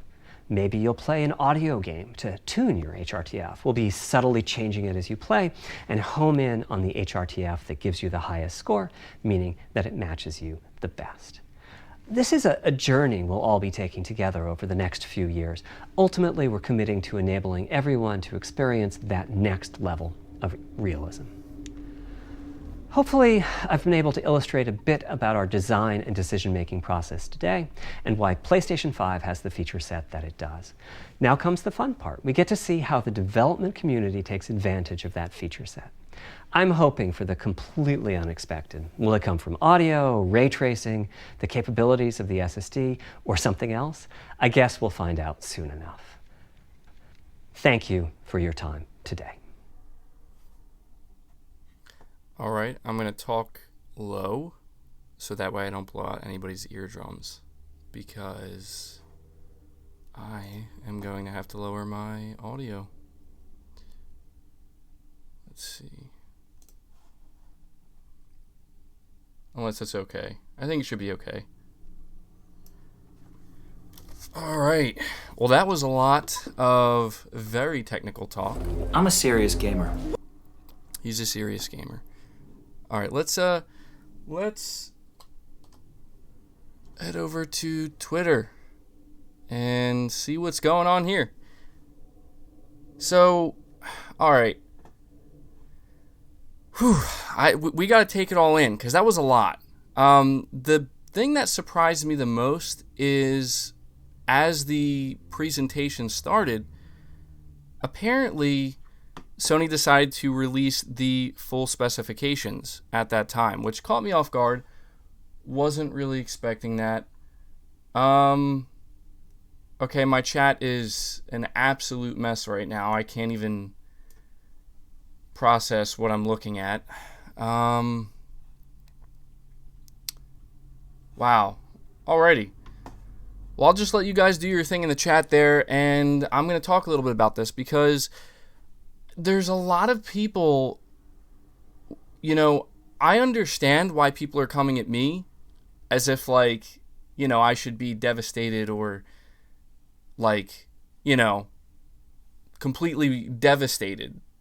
But I'm actually not. I mean, I let people know ahead of time I was anticipating a 9.2 tflop machine, and I was anticipating that at the end of the day, Microsoft was going to have the power crown while Sony will have the speed crown. And that's exactly what happened. Although the PS5 is 10.2 or 10.3 tflops, which is interesting because the funny thing here to me is there's clearly a lot of hardcore Xbox fanboys trolling the chat right now. You know, I'm just going to take the high road here because we are going to see going into next generation just how much an extra 2 tflops or less than that, an extra 1.7, 1.8 tflops matters. We're going to see just how much it matters because, as I've tried to explain, listen, if you want to say, well, you know, what about all your leak and rumor videos, MBG? What about that? All right, fine. But the thing is, you can't really hold that over my head because at no point, and I encourage you, go back and, you know, watch my videos. That always helps. But go back. See if you can find a single time where I said, yes, this leak is true. Yes, this rumor is true. I never did. And I know people are going to say it's damage control. Fine. Call it whatever you want. But the only thing, and I will admit this, the only thing out of everything that was revealed during that presentation was when they talked about... Bro, did I just listen to a PS5 ASMR video? Yeah. I mean, with the way Mark Cerny talks, that's pretty much what it was like. But... yeah, so I mean, I know we have over 3,000 people watching. If you guys could leave the video a like, that would really help it out. I know there's a lot of people here right now just wanting to troll me, and that's fine. But the biggest thing that I was concerned about had nothing to really do with the specs of the PlayStation 5. It was when Mark Cerny talked about backwards compatibility. You know, I'm a little bit concerned at the fact that Sony's making it sound like they're not having trouble, but in fact, they said they're having the opposite of trouble, but they don't have every PS4 game locked down for, working properly with backwards compatibility. That's truly the only thing that is a little bit concerning to me here. But what's impressive to me is what they're doing with the SSD, because this was something that was rumored for quite some time. Matt, you're saying Sony took an L today? I don't know about that. I mean, it depends on what angle you're looking at it from. If you're looking at it from the angle of, oh, they have less tflops, they have 1.8 less tflops, they took a massive L, I don't know about that. That's a pretty bad angle to see it at, to perceive it from, because what most people are not understanding is that, as I've always said, and I have always said this, even if it was 9.2 tflops, if it was 13.3, I've always said that the difference is going to be negligible at the end of the day, and that's just the fact of the matter. And this is why I'm saying we're going to see people, all you guys telling me I need to hold an L right now, sure, do your thing, do your thing. We're going to see. We're going to see when the next God of War comes out, when the next Days Gone comes out, when the next Spider-Man comes out. We're going to see just how much that 1.8 tflop difference is going to be. And it's going to be entertaining. Now, I'm not trying to take anything away from Microsoft. They clearly did their due diligence this time. I've given them credit where credit is due, and I will continue to do so. But listen, if you're expecting me to sit here and be like, oh man, Sony completely messed it up, they ruined everything, like, I'm not really... Spider-Man says it's disappointing that the PS5 isn't fully backwards compatible. I have to agree, but I don't know. Like, what was weird to me is Mark Cerny kind of like...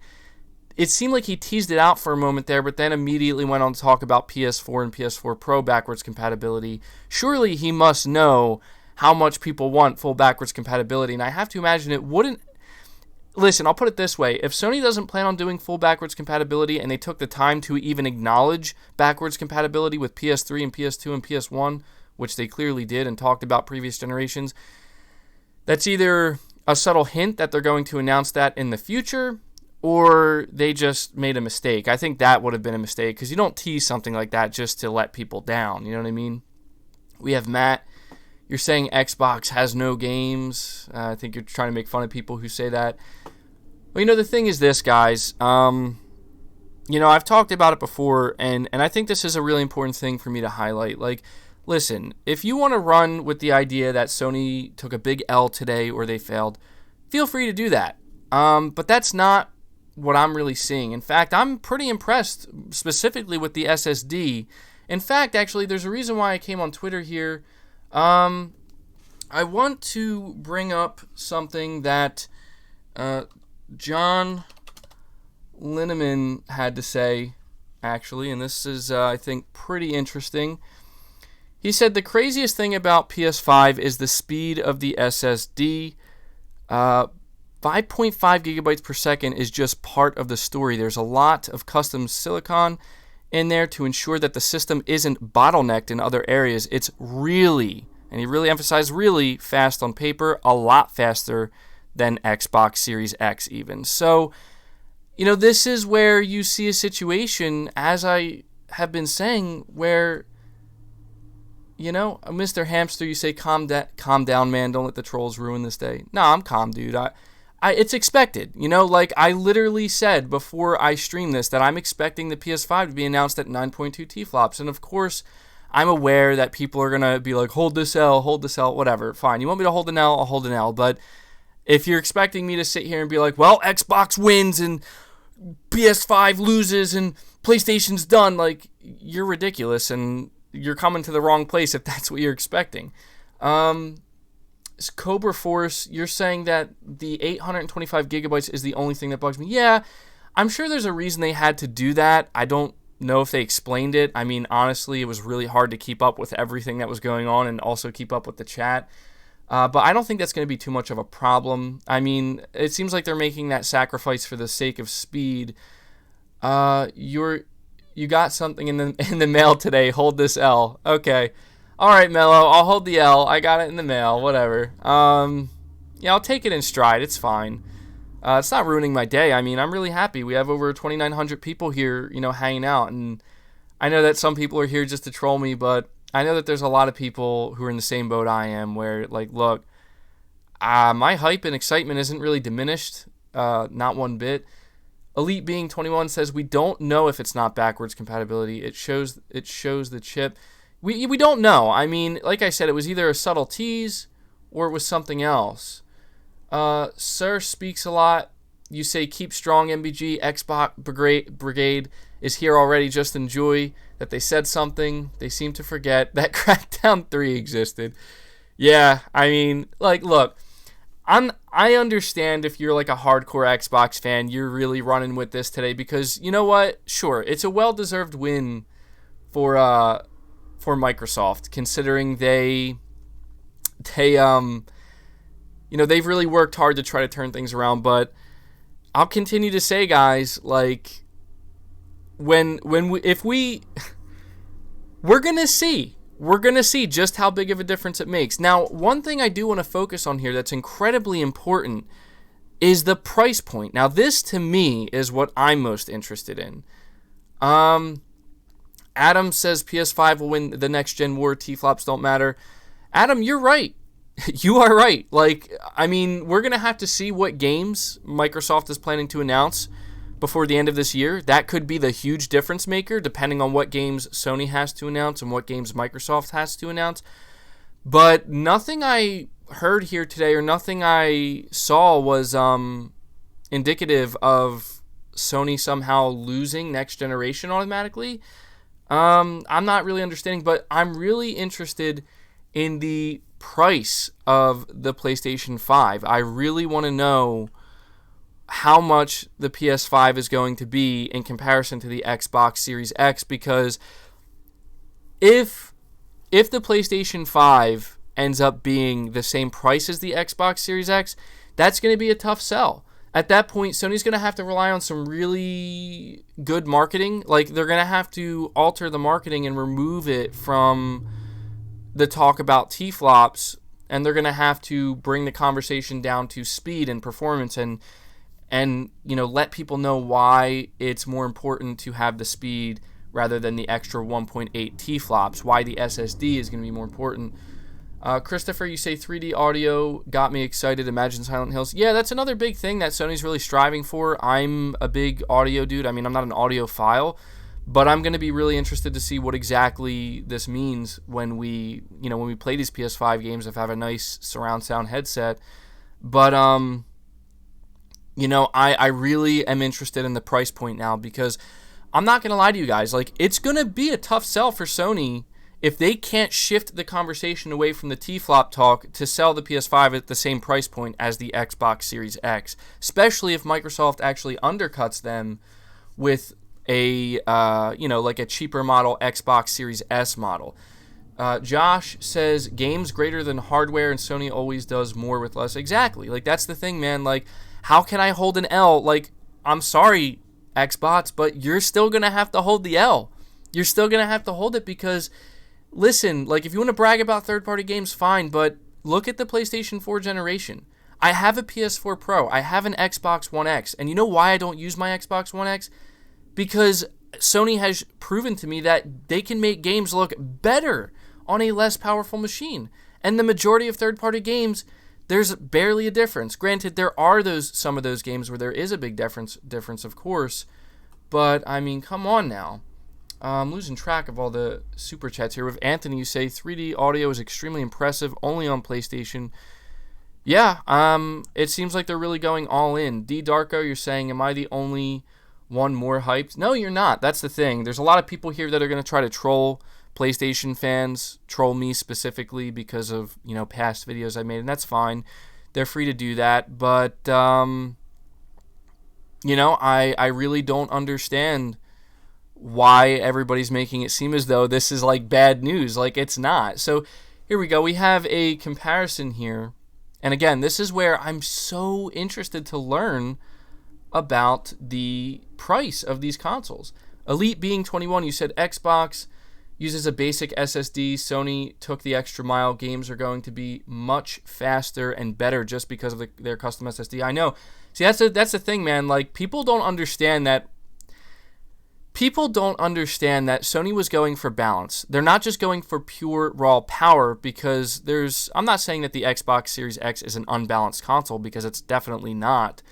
But the balance is going to matter more for games at the end of the day than just having a slight 1.8 tflop advantage. Now, like I said, Xbox fans are going to be able to wave that flag around, and, good for them. They have a win, but I don't know, man. Like, you can't convince me as of right now that that's going to mean shit in the long run. I really don't think it is. But we'll see. We will see. Ron Pugsley, you're saying PS5 is only 1.8 teraflops less and seems to have a better SSD and also has extreme focus on audio. Doesn't seem that far behind than the Xbox Series X to me. And that's the thing, is it's not. I'm telling you. The difference between these consoles is going to be negligible. And here's what people won't tell you. All these dumbasses in the chat who are going off on me, they won't tell you that I've literally said, and I've tweeted this out, you can go find this tweet. I've said that even if the PS4 is somehow 14 damn teraflops, it's not gonna matter. These consoles are gonna be nearly identical in what they offer. That's just the truth of the matter. And if you want to call that damage control, call it damage control, but you're going to see for yourself when the time comes. Nick, you're saying he teased the console shape when talking about backwards compatibility. Yeah, I think that's something that MBG, you sound mad. Listen, it's hard not to be a little bit irritated. Do you see the shit that people are saying in the chat right now? I mean, I'm only human, but I think some people are going to be a little bit upset that they didn't show the actual form factor of the console, but I think Sony is just trying to get the spec talk out of the way so that they can clear the way for the actual console reveal, the controller reveal, and the games. You know MBG is mad when he starts cursing. Yeah, listen, hey, I'm taking it in stride. You know, people want to say what they're going to say, and that's fine. You're free to do so. As I said, the only thing I'm actually a little bit concerned about or disappointed in is the way they treated backwards compatibility. I hope that their marketing for backwards compatibility is better than we have almost all the games working. You know what I'm saying? Like, I hope it really comes down to all the games work. And I hope it goes beyond that with PS3, PS2, and PS1. We're going to see. Stella Rhyme 3, you're saying, I use the X for third-party. Red Dead Redemption 2 is native 4K on the X and checkerboarded mess on my Pro. That 2 teraflops did make a difference to me. Well, yeah, I mean, like I said, you're probably going to see the occasional game, such as, you know, what you're seeing there with Red Dead 2. But going into next generation, I don't think you're going to see anything to that extent. I really don't. I would be shocked if we did. Google Stadia has more power than PS5. Actually, you're wrong. It's been confirmed that Google Stadia is 10.7 or whatever tflops is measured in GCN architecture. The PS5's 10.3 is measured in RDNA2 architecture. And for those who are not aware of just how powerful an RDNA2 10.3 tflop machine is, with an SSD that pushes out 5.5 gigabytes per second, you're out of your damn mind. Like, if you think that that's something that's weak. But a changed you says games is all that matter, guys. SSD is powerful. And listen, I don't want to spend too much time here, like, you know, damage controlling and trying to push back against all these Xbox dudes. Listen, if you're here, whether you're an Xbox dude or not, I'm just, you know, appreciative of the fact that you're here. I don't want to focus on this narrative where now we have to be like, well, I'm going to defend the PS5 because of faster SSD and this and that. Like, listen, I don't give a shit. I'm going to buy a PS5 and I'm going to be playing the games that Sony has on the PS5, and that's just the way it is. And, you know, if you want to sit here and continue to, you know, say what you want to say, then feel free to do so. But looking here, the CPU of the PS5, 8 Zen 2 cores at 3.5 gigahertz, variable frequency. So, you know, this is compared to the Xbox Series X at 8 cores, clocked at 3.8 gigahertz. The GPU, we have Laker here. You're saying all these X-Bros calling for Sony to take an L are currently not playing anything relevant on the current Xbox. Well, hey guys, Bleeding Edge, got that to look forward to, right? Now, I think Xbox is going to do a much better job with games going into next generation than they did this generation. I'm not really interested in a lot of the smaller things that Microsoft has, but I'm definitely interested in Hellblade 2, and I'm definitely interested in seeing more of what what they have on offer in terms of the AAA space. But just trying to keep the energy levels high here. I mean, I basically had to sit there for, I promised I wouldn't interrupt Mark Cerny when he was talking, and I didn't, but let's see here.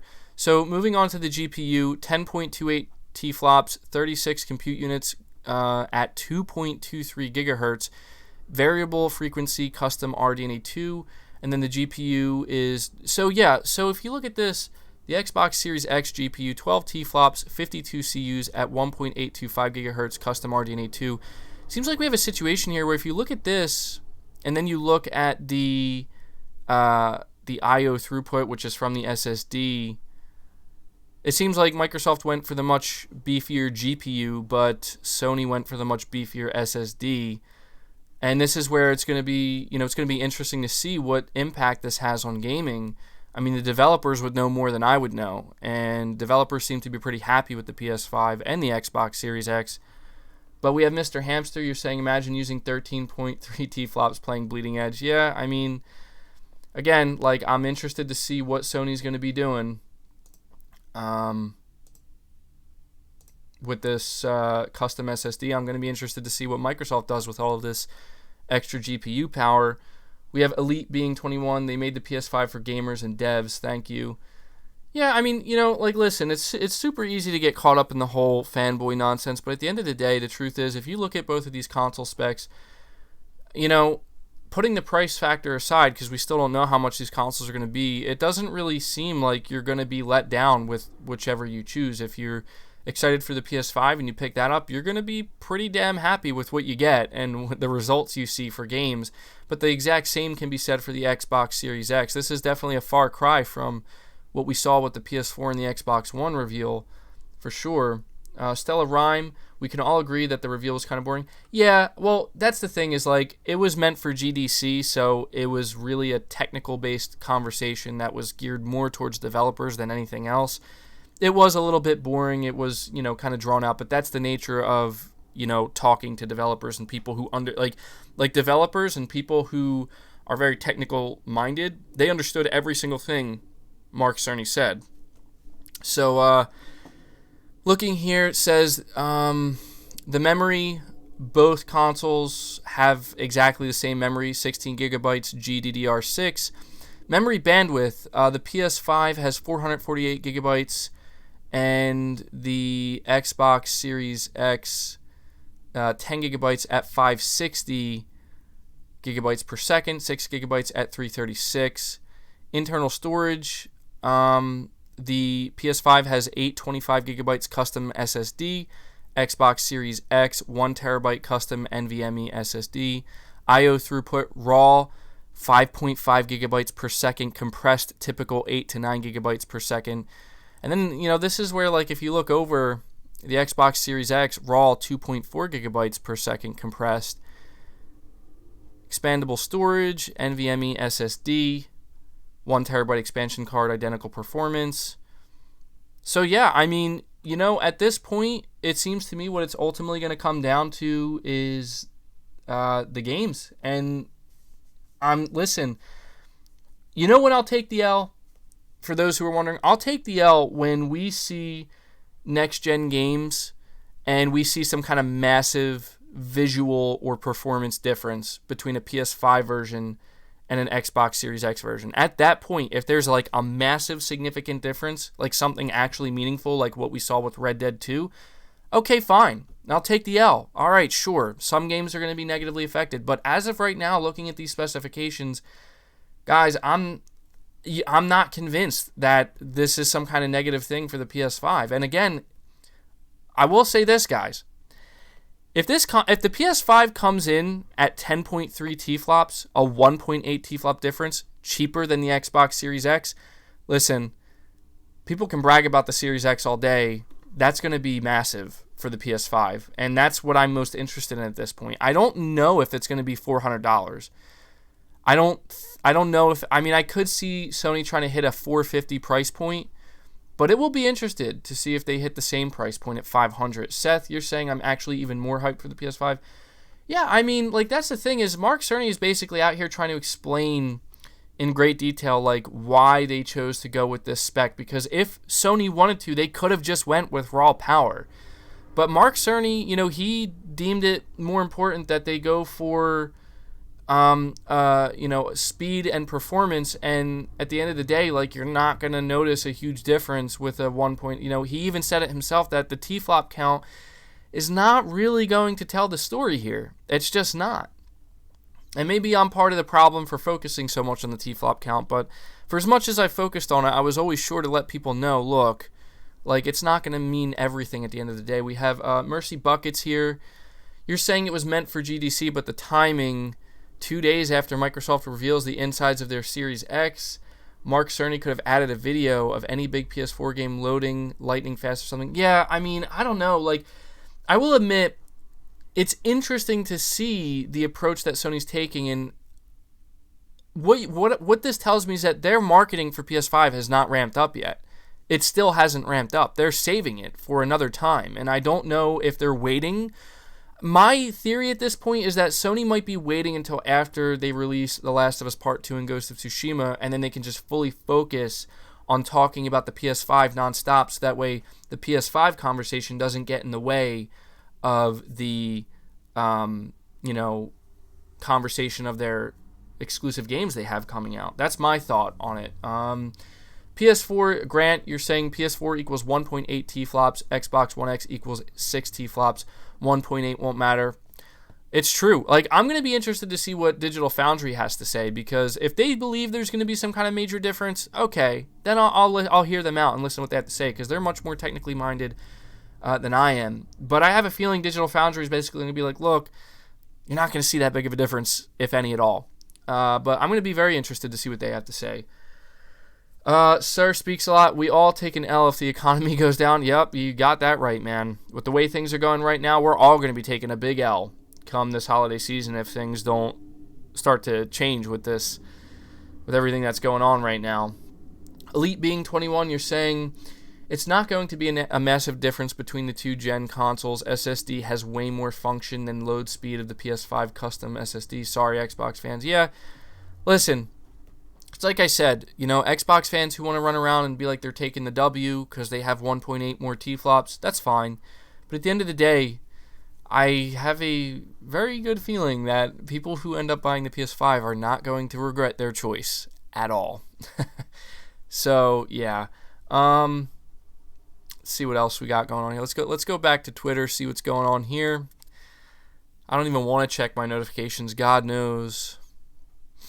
So, Engadget Gaming, the PlayStation 5 versus the Xbox Series X, which is more powerful? Let me keep the chat up so I don't miss any super chats here from you guys.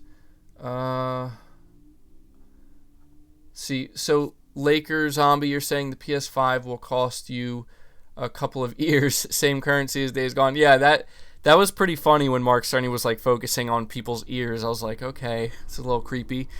But yeah, let's see what Engadget has to say here. Oh wait, this is the I didn't open it yet. Let me see. Let's see. What do you have to say here, Engadget? I want to see if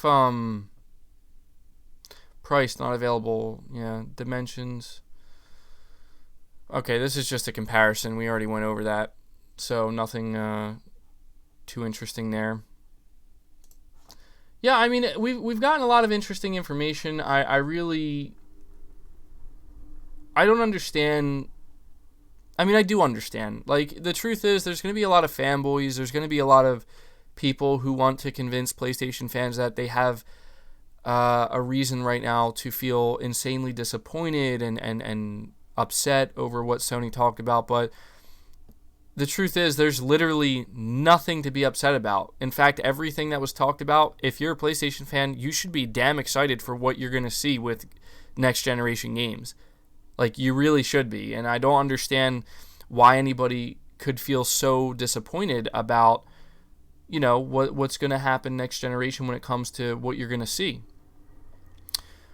PS5 backwards compatibility will support almost all PS4 games. That's the only thing that I hope Sony gets locked down.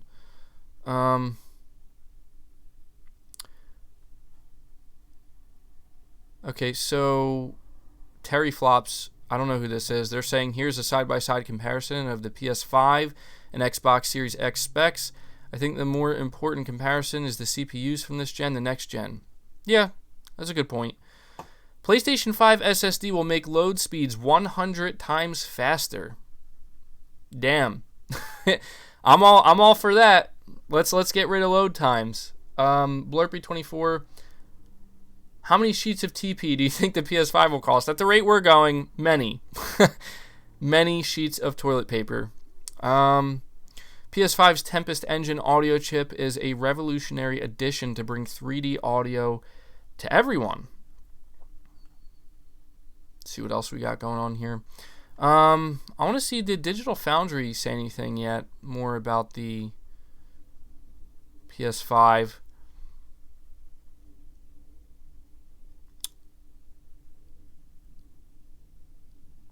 PlayStation has the Kraken 5.5 gigabytes per second. Is that... Yeah, that's what they call it, right? The Kraken. That's a pretty intense name. All right. Let's see.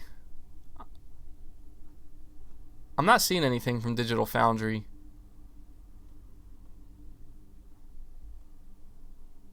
All right. Yeah, so I will say, like, it was a little bit disappointing not to get any games revealed or anything. But again, it was supposed to be a GDC talk. Anel, you're saying, I hope they reveal the PS5 in the coming months. Yeah, I think they will. Seems like they can hit a $399 with the design choices. Yeah, I mean, maybe that's the thing. Like, as I tried telling you guys, if Sony wanted to, and this is where people don't understand, if they really wanted to just go for pure, raw tflop performance, they could have. The thing is, they had to, every decision they made, they had to keep in mind the price point. So the chances that it's going to be $400, much more likely now. Maybe that's what they were trying to strive for this whole time. And I will say, like, it would also explain why Microsoft decided to go for just raw performance with the Series X, because if they are in fact going to be revealing a Series S console, right? Like, if they are in fact going to be doing that, then I think that the chances of, them having the more expensive console with the Series X and, and offering slightly better performance, it just makes sense. Venson, you're saying, last time I checked, PS4 didn't beat Xbox One because it's more powerful. It won because it had the best games and it was more affordable. Yeah, well, tell that to all the people telling me to hold an L. I don't know what to tell them. They don't want to listen. They don't want to believe that nothing said here today was a negative thing. Also, yeah, how about this one? All the Xbox fans who were convinced, going around trying to convince others that the Xbox or that the PS5 was going to be an RDNA 1, maybe you should hold your L, because it's official confirmation, RDNA 2. Sir Speaks a Lot, put PO in the address bar. Would you be scared? Nah. Let me see.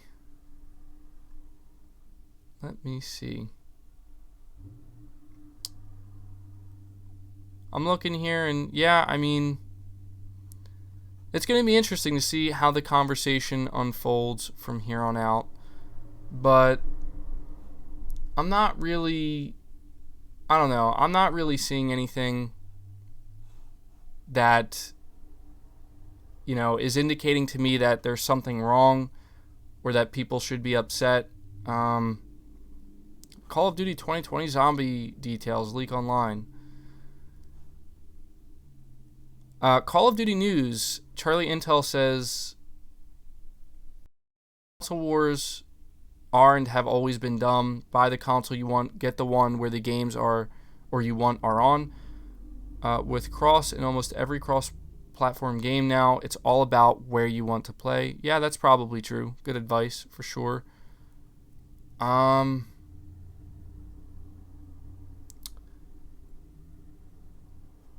Sony claims the PS5 SSD is 100 times faster than the PS4. Yeah, that's pretty significant, man. 100 times faster. Listen, well, Mr. Hamster, you say, look on the bright side. You got 1350 likes. Hey, yeah, that's awesome. I was striving for 1,000 likes, so we still have over 2,000 people watching. If you haven't hit the like button, be sure to do so. Really helps it out. Definitely a successful day on the channel here, but, I feel like I want to highlight a really important point here, and I have to do this because people forget. Anybody still listening to me right now who want to come at me, feel free to come at me, but I will also encourage you to go look at all of the content I made on my channel in 2019 and everything I had to say. I'm going to enlarge this. Everything I had to say about the, my switching from Xbox to PlayStation. For those who recall, I didn't switch over to PlayStation because of power or because of tflop count. In fact, the exact opposite was the case. I got hyped for the Xbox One X because I was hyped about that 6 tflops and how much powerful it was going to be. And I bought into that. And because of that, I ended up buying the Xbox One X. And I was thoroughly let down with almost everything that happened after that. So much so to where I went over to PlayStation. And what I discovered on PlayStation were some amazing games. Some of the best looking games that I've ever played. Some of the best games I've ever played in general. And, you know, while it may be easy for some people here to come at me and, you know, because of the past few months we've been going over different leaks and rumors, I just encourage you to go back and look at my reasoning for why I walked away from Xbox, why I chose to support PlayStation, and why I'm going to continue to support PlayStation. Because at the end of the day, the games will always matter more than the tflop count. The games will matter more than anything else. All right? So that's just where I stand, and I guess I'm just making this clear now because, as I said, a lot of people don't seem to want to focus on that. But Xavier, you said game dev insight, PS5 is more powerful. I/O throughput has far more impact on graphics than 1.7 tflops. HD textures streamed twice as fast as the Xbox SX. Wouldn't that be a hell of a thing if at the end of the day, when all is said and done, we find out that the PS5 is the better performing console, even though it doesn't have the extra 1.7 tflop of raw power? Wouldn't that be an interesting thing? And I know that people are convinced that I'm some kind of fanboy, and look, maybe I am a little bit extra when it comes to PlayStation, but as far as I know, like, I can't play The Last of Us Part 2 on my Xbox One X. As far as I know, I can't play Ghost of Tsushima on my Xbox One X. As far as I know, I won't be able to play God of War 5 and Days Gone 2 and Spider-Man 2 and Horizon Zero Dawn 2 on my Xbox Series X. So until Microsoft shows the damn games, I can't sit here and act as if like there's something I should be upset about, because there isn't. D Darko, you're saying $399. Sony set as many PS5s in homes as possible. Yes, they did, D Darko. Yes, they did. Mr. Hamster, go watch MBG Why I'm Done Waiting for Xbox video. Yes, I encourage you. Go ahead. Most of what I said back then still stands true. Granted, I've given Microsoft credit where credit is due. They have been improving. Clearly, they've been doing a great job at turning the ship around. But there's still more work to be done. Wi-Fi 5G Josh, you say, Bud, you good. Keep calm and game on. You have to just ignore all these haters. Don't let them hit your buttons. We will all have to wait till after CV. Don't worry, buddy. I'm doing good here. I'm not gonna let it get to me because, you know, this is to be expected. It's the nature of playing the game, right? I'm gonna call you AS Apurv. I apologize if I'm not pronouncing your name right, but you say, what do you think about 52 versus 36 CU comparison? Well, those 36 CUs are like clocked to 2.23 gigahertz, and so I think that you're probably going to see maybe a slight visual bump in some areas with the Xbox Series X, but here's my question. My question to you or anybody else who's worried about the compute units, what will we actually see? Like, what will be the difference that we actually see is what I need to know. Because I don't know. Like, all I know is that a difference between 1.7 tflops, I really don't know that we're going to see that big of a difference. Elite being 21, PS5 will perform better. Custom parts go a long way. Yes, they do. Keep in mind, guys, like, developers are very, very happy about what Sony has done with the PS5. They're very happy. Many developers have expressed just how excited they are about, what the PS5 is going to be offering and what they're going to be able to do with their games on the PS5. So, yeah, I don't know how anybody could sit here and feel as though we should be sad or upset. But I will say this, guys, like, I am still very excited for the official reveal, because even though Sony revealed a lot today, I think what people are not understanding is Sony still hasn't really revealed anything. Like, they revealed the specs, they revealed all the tech behind the PS5, but they haven't revealed the games, they haven't revealed the UI, they haven't revealed the look of the console, the controller. They haven't revealed basically anything yet. And while it may be disappointing to some people, I'm still, like, hyped, man. Like, I'm still hyped. Just Mark, guys, listen. I'm just going to be real with you right now, all right? I want to see. I want to see how many people are going to be sitting here being like, well, we got 1.7 more tflops than the PS5. I want to see how many people are going to be sitting here saying that when Sony drops a trailer for God of War 5, when they drop a trailer for Naughty Dog's new IP, when they drop a trailer for the next Spider-Man game, when they drop a tease for the next Days Gone, when they drop a tease for the next Horizon. And look, I know that some people are like, yeah, well, we don't want to keep hearing about the games, but guys, look, man, like we could talk tflops all day, every day. It's not going to change a damn thing. It's not going to change the fact that people are going to buy the damn console they want for the games that they can only get on that console. And you know what? There's a lot of people who are saying they're going to buy both. And if you can buy both, go for it. You know, if you want to play your multi-plat games on the console that has the slight tflop edge, go for it. If you want to buy the PS5 just for the exclusives and the games you can't get anywhere else, go for it. I don't understand why people have to be unhappy with anything that has been announced, or you know what's happening with these next gen consoles. And you know, I'm going to be just super interested at this point to learn about the price points of these consoles, and I'm going to be really interesting to see how Sony plans to market next generation. I think that we've got a pretty good insight today as to what they plan to do, because everything that we've been seeing or hearing from Mark Cerny, it sounds like their focus is going to mainly be on speed. And obviously we're going to see visual enhancements, major visual enhancements, but it's going to be on speed. It's going to be just how, like, there's going to be no load times. There's going to be, you know, game assets and everything else in game worlds are going to load just like that. And there's not, you don't even have to think about it. And that's going to be interesting. It's going to be interesting to see how people respond to that and what developers are going to be able to do. I mean, everything I'm hearing from people, or, you know, from people who are developers or who are technically minded, they're saying that this is, I mean, John Linneman himself, you know, he knows a lot of what he's talking about.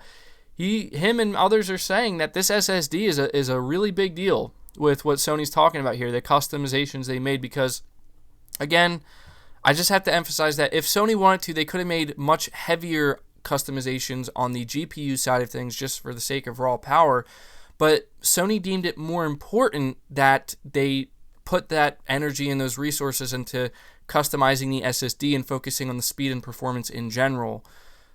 So we're going to see, guys, but yeah, I don't really know if there's much more to be said here. I guess I'll just take a quick look at Twitter on my phone real quick just to see what's going on here, as my notifications are blowing up. And I just, you know, yeah, people are just coming at me. Yeah, so I'm not seeing anything new coming out, anything significant.